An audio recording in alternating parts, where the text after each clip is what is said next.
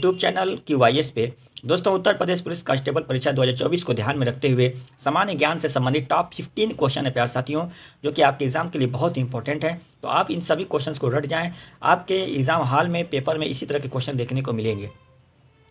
तो आइए देर न करते हुए स्टार्ट किया जाए। क्वेश्चन नंबर 1 है, नल सरोवर झील भारत के किस राज्य में है? तो नल सरोवर झील, जी हाँ, नल सरोवर झील भारत के किस राज्य में है?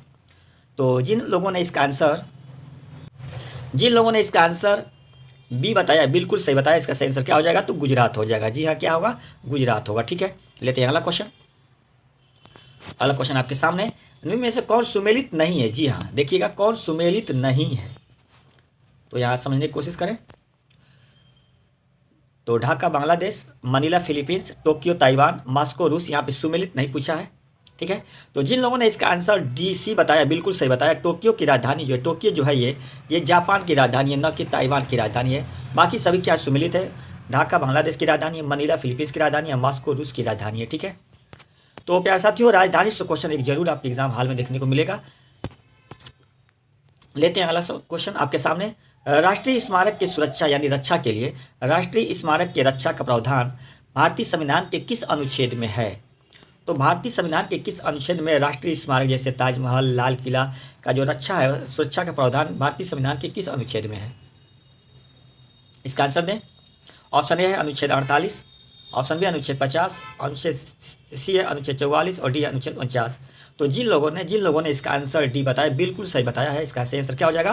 तो 49 हो जाएगा। इसको रख लीजिएगा, प्यारे साथियों। और अगर हम 48 की बात करें, अनुच्छेद 48 की बात करें, तो इसमें कृषि एवं पशुपालन, दुधारू पशु की हत्या पर रोक है। ठीक है ना, इसमें किसका प्रावधान है? तो कृषि एवं पशुपालन, दुधारू पशु की हत्या पर रोक है, 48 में है।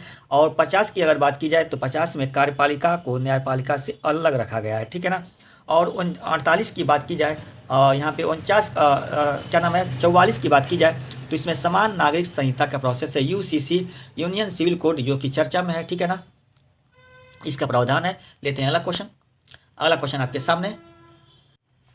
मंत्रिपरिषद का प्रावधान भारतीय संविधान के किस अनुच्छेद में है? जी हाँ, ध्यान दीजिएगा। मंत्रिपरिषद का प्रावधान, जो कि मंत्रिपरिषद का जो अध्यक्ष होते हैं कौन होते हैं? तो PM होते हैं, प्राइम मिनिस्टर मंत्रिपरिषद का अध्यक्ष होते हैं। तो यह किस भारतीय संविधान के किस अनुच्छेद में है? तो जिन लोगों ने इसका आंसर डी बताया, बिल्कुल सही बताया है, अनुच्छेद 74 में। ठीक है, अनुच्छेद 74 में। लेते हैं अगला क्वेश्चन आपके सामने। निम्न में से कौन सुमेलित नहीं है? देखिएगा,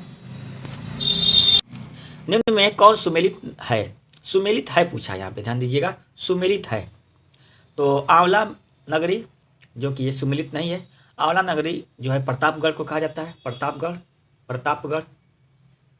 को आंवला नगरी। पीतल नगरी जो है ये मुरादाबाद है, ये भी सुमेलित नहीं है, और सुमेलित पूछा है। और बात करें छोटा दिल्ली, तो जी हाँ, इसका सही आंसर क्या हो जाएगा? सी होगा, छोटा दिल्ली सुमेलित है, जबकि सुरमा नगरी बरेली कहा जाता है, राय बरेली को नहीं कहा जाता है। तो यहाँ पे ध्यान से देखिएगा। लेते हैं अगला क्वेश्चन आपके सामने। अगला क्वेश्चन है पारिस्थितिकी तंत्र शब्द का संबंध किस व्यक्ति से है? जी हाँ, किस व्यक्ति ने पारिस्थितिकी तंत्र शब्द दिया था? टालमी, टांसले, हैरियस, हेरोडोटस।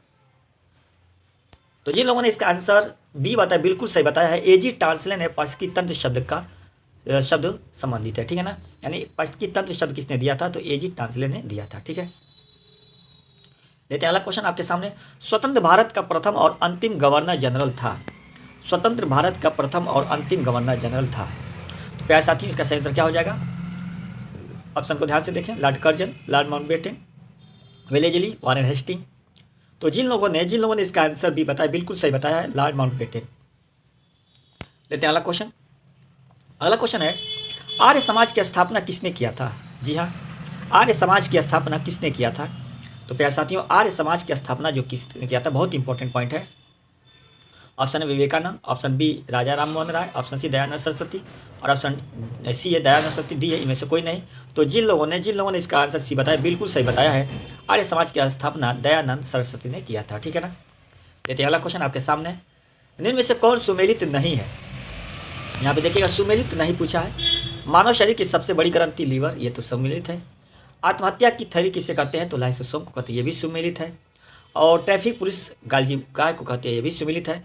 जबकि प्रोटीन निर्माण की फैक्ट्री ये राइबोसोम को कहते हैं, सोम को कहते हैं, माइटोकॉन्ड्रिया को नहीं कहते, माइटोकॉन्ड्रिया को कोशिका का पावर हाउस कहते हैं। तो इसका आंसर क्या हो जाएगा, सी होगा। जिन लोगों ने इसका आंसर सी बताया बिल्कुल सही बताया है।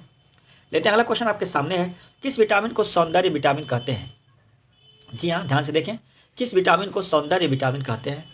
तो सौंदर्य का विटामिन किसे कहते हैं? Vitamin A, vitamin C, vitamin K और विटामिन यहाँ पे ई दिया है, थोड़ा सा यहाँ समझने की कोशिश करिएगा। जी आपके सामने तो क्वेश्चन नंबर 10 है, किस विटामिन को सौंदर्य विटामिन कहते हैं? तो सौंदर्य विटामिन किसे कहते हैं प्यारे साथियों? Vitamin A, vitamin C, vitamin K, vitamin E. तो यहाँ पे इसका आंसर क्या हो जाएगा? तो जिन लोगों ने इसका आंसर डी बताया बिल्कुल सही बताया। विटामिन ई को सौंदर्य का विटामिन कहते हैं, सौंदर्य विटामिन कहते हैं, ठीक है ना। लेते हैं अगला क्वेश्चन। अगला क्वेश्चन आपके सामने, अगला क्वेश्चन है, क्वेश्चन नंबर 11 है, पानीपत का प्रथम युद्ध किसके बीच हुआ था? बाबर और हेमू के बीच, बाबर और राणा सांगा के बीच, बाबर और इब्राहिम लोदी के बीच, और अकबर और हेमू के बीच। तो प्यारे साथियों, पानीपत का प्रथम युद्ध जो हुआ है यह किसके बीच हुआ था? तो बाबर और इब्राहिम लोदी के बीच हुआ था। जिन लोगों ने इसका आंसर सी बताया बिल्कुल सही बताया, बाबर और इब्राहिम लोदी के बीच हुआ था। कब हुआ था? तो 1526 ईस्वी में हुआ था। 1526 ईस्वी में बाबर और इब्राहिम लोदी के बीच पानीपत का प्रथम युद्ध हुआ था। और तो ये रहा क्वेश्चन नंबर 11। लेते हैं अगला क्वेश्चन आपके सामने। अगला क्वेश्चन आपके सामने है, ईश्वर का निवास स्थान किस शहर को कहा जाता है? ध्यान से देखिएगा, ईश्वर का निवास स्थान किस शहर को कहा जाता है? बहुत इंपॉर्टेंट क्वेश्चन है प्यारे साथियों, ईश्वर का निवास स्थान। तो यहाँ पे जिन लोगों ने इसका आंसर सी बताया बिल्कुल सही बताया, प्रयागराज को ना ईश्वर का निवास स्थान कहा जाता है, ठीक है। लेते हैं अगला क्वेश्चन। अगला क्वेश्चन आपके सामने है क्वेश्चन नंबर 13 है कि निम्न में से शांति का सूचक किस पक्षी से संबंधित है? यानी शांति का सूचक जो है किस पक्षी से संबंधित है? तोता, मोर, सफ़ेद, कबूतर, कौवा। तो जिन लोगों ने इसका आंसर जो है, जिन लोगों ने इसका सही बताया बिल्कुल सही बताया, सफ़ेद कबूतर वो शांति का सूचक है। सफ़ेद कबूतर किसका सूचक है? तो शांति का सूचक है, शांति का सूचक है, ठीक है। लेते हैं अगला क्वेश्चन आपके सामने, वीरभूमि समाधि स्थल किस व्यक्ति से संबंधित है? जी हाँ, वीरभूमि समाधि स्थल किस व्यक्ति से संबंधित है? तो जिन लोगों ने इसका आंसर बी बताया बिल्कुल सही है, राजीव गांधी से संबंधित है। किससे? वीरभूमि समाधि स्थल राजीव गांधी से संबंधित है, ठीक है। देते हैं अगला क्वेश्चन, और इस सीरीज का लास्ट क्वेश्चन है, डॉक्टर DY चंद्रचूड़ किस क्रम के भारत के मुख्य न्यायाधीश हैं? तो किस क्रम के भारत के मुख्य न्यायाधीश हैं प्यारे साथियों? तो याद रखिएगा, तो जिन लोगों ने इसका आंसर बी बताया बिल्कुल सही, 50वें क्रम के मुख्य न्यायाधीश हैं, ठीक है ना। तो ये रहा टॉप 15 क्वेश्चन प्यारे साथियों। वीडियो कैसा रहा आप जरूर इसको कमेंट में बताइएगा, और कितना क्वेश्चन आपका सही रहा उसको भी जरूर बताइएगा। मिलते हैं इसी तरह क्वेश्चन के साथ अगले वीडियो में। Thanks for watching.